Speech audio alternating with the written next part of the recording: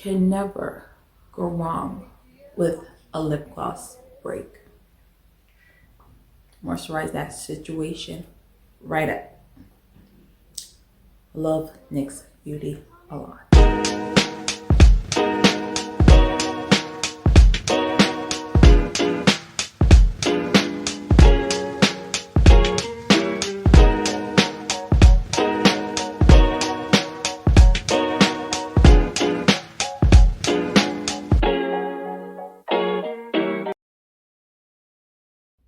Hi, my name is Chaida.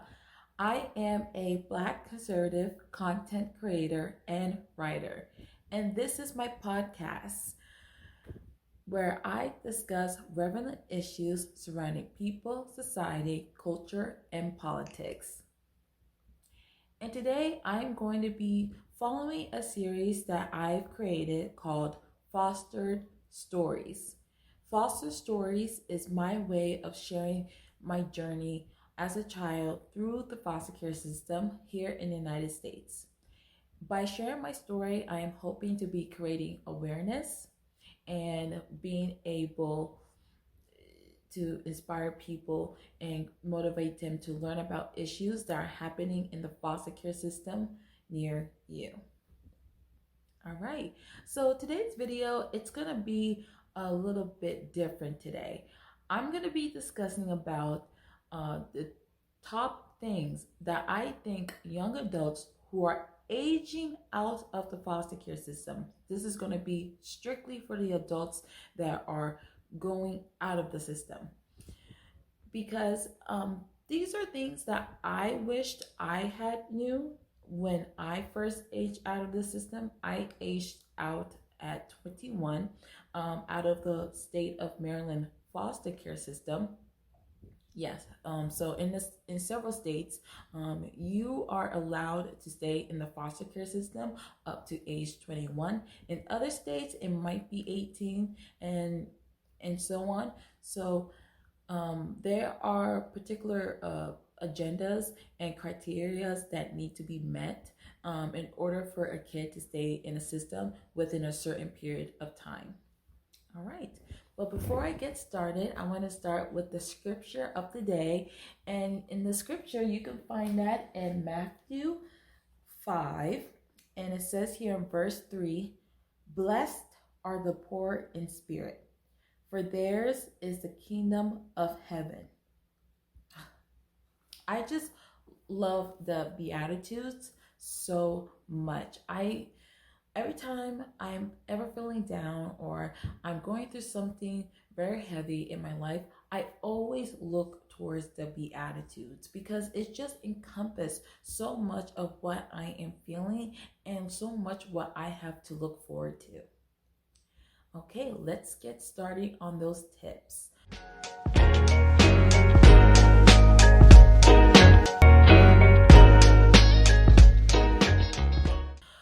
Tip number 1, getting a driver's license. Yeah, that's a big one.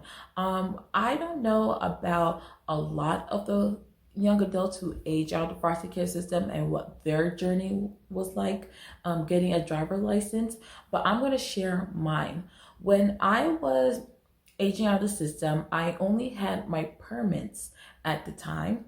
I had the state, or more so the county that I was a ward in, booked classes for me to able to learn how to drive behind the wheel, and also instructional time. Social workers were able to take me to and from appointments when it came to the DMV and going to classes at the academy. When I moved to moved states, and particularly moved to Virginia, that's when I really dug in my heels and really became independent. And then I was able to get my driver's license at age 22. And so I passed the test on the first try, the driving part, I guess, the driving test, not the other test. And I was so proud of myself, and I was just such at awe everything I was able to accomplish. with that being said, I think getting your driver's license is very important.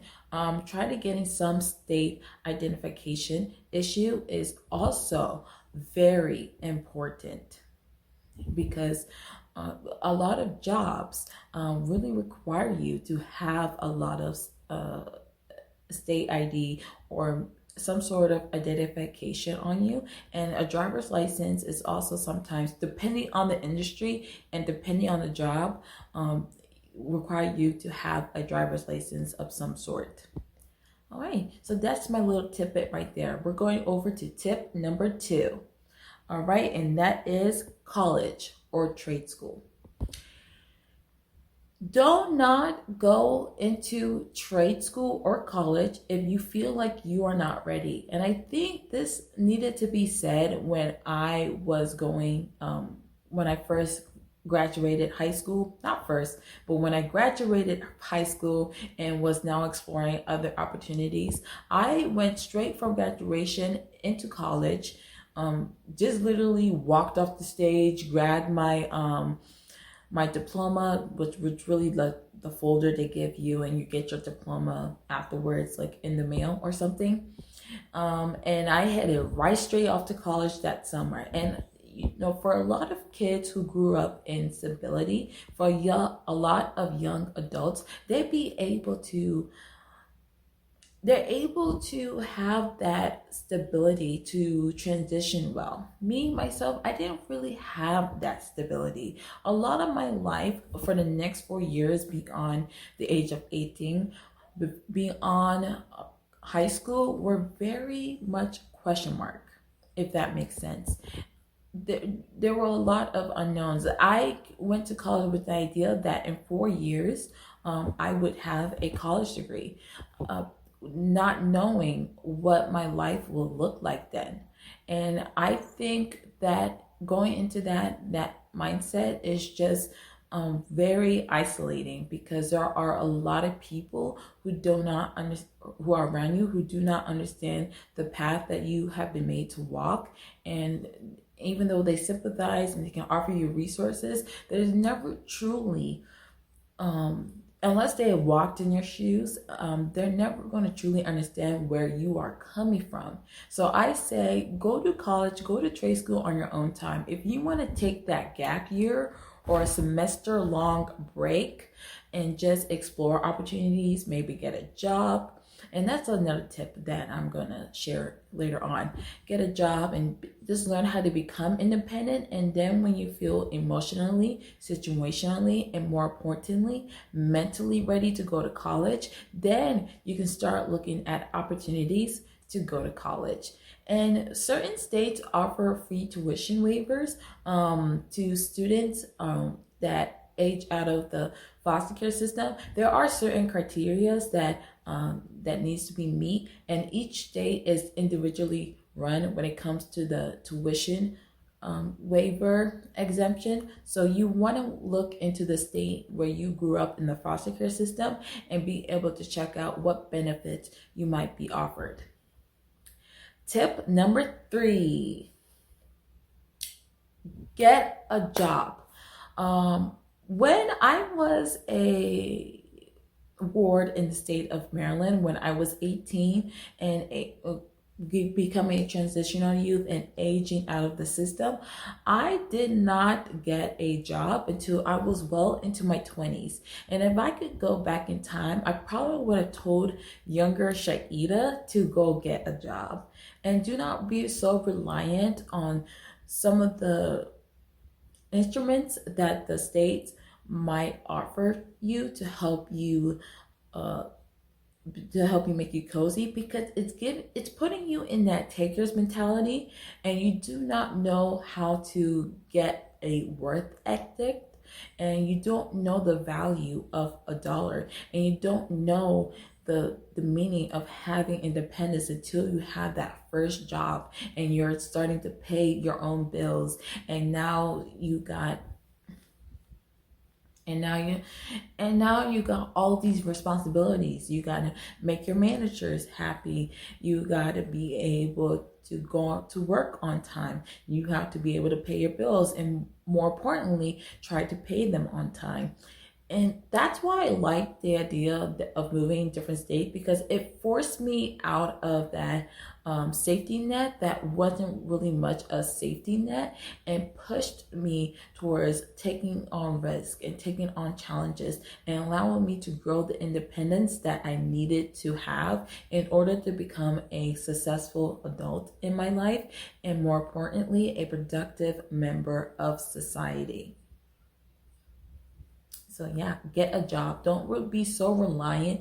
Start when you are in that transitional phase where you're staying in the system until you're 21, or you age out 18 and you're coming up on those years. You want to start building that independence. And the more importantly, the way that you can find that independence is really linking up with somebody. Maybe you get your social worker. I know certain departments, various social services department, offer resources for job opportunities and Section 8 housing and different housing opportunities for people who are vulnerable to being homeless, because especially those who age out of the system, because statistically, if you age out of the system, you are most likely to end up being homeless, which is a tragic situation for a lot of young adults in the system. So that's why I am such a huge proponent of pulling yourself up by your own bootstraps, getting a job, and start making your own money so you're not too reliant on the government. Tip number 4. All right, we're getting close. We're getting close.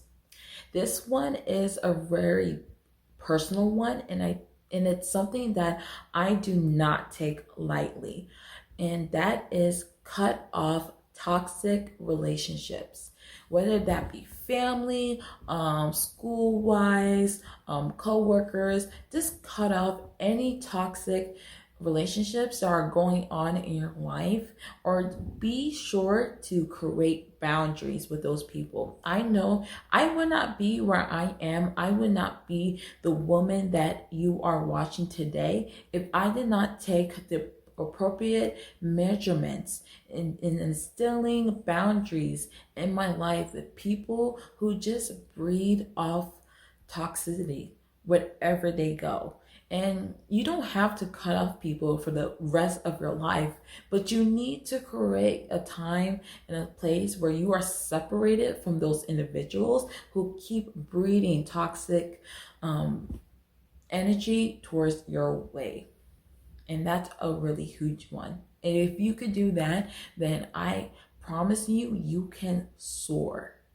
You will be able to fly off the mountains. Like literally the world is your oyster and you are the pearl. If you get that reference, you do. If you don't, you don't. It's okay. Tip number 5. All right. Plan for your life. Make sure you're always looking out for what you want to do with your life. You don't need to have the rest of your life prepared, but you have to get the next maybe 3 to 5 years ready. What do you want your life to look like in 3 years? Or what do you want your life to look like in 5 years? And if you have that sense of what you want your life to look like and where you want to be, start taking the measured steps. Maybe you want to create a goal in mind, create small goals and reach those goals so you can reach the bigger goals, and that is your futuristic self, where you want to be, whether that's living, where you're living, the job you want to have, school, where you want to pursue that degree, or you want to hold back and do something else first, or you want to go to trade school and be able to get that certification in that specific industry that you've been looking forward to, and you want to be able to run your own business one day. Whatever your future might look like, and that is really on an individual basis, start planning for it. Create small goals here and there so you can work on those bigger goals, and that is your future self. So, if you have made it to this part of the video, thank you so much. Thank you for your continuous support. If you like this video, please consider subscribing. And if you're watching this podcast on any other platform besides YouTube, please give me a follow and like this video, and be sure to leave a comment telling me how great or how badly I did, or if you have any thoughts to what I shared in the video. And if you were somebody who grew up in the foster care system, or if you're somebody that is growing up in the foster care system today, right now, I want to send you all the love and all the kisses and all the hugs in the world, because I want you to know that you are so loved, you are so worth it, you are worth the more than the rubies that God designed. And God brought you into this world because He had a plan for you, and nobody is ever gonna be able to take that away. Okay? If you're hearing this, this is me, okay? If you're watching this and you're listening to this, this is me, Chaida, your big foster sister, telling you that you are worth it. And you have a whole life ahead of you, and you just can't even see it yet. So with that being said, if you like to get any insight into my life, you can follow me on any of my social media platforms. The links are provided in the show's description. And if you are a returning guest to my show,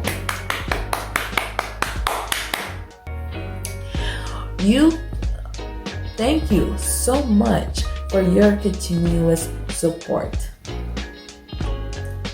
Thank you so much for watching or listening to this podcast. I love you always. Have a great day, and I'll see you in the next time.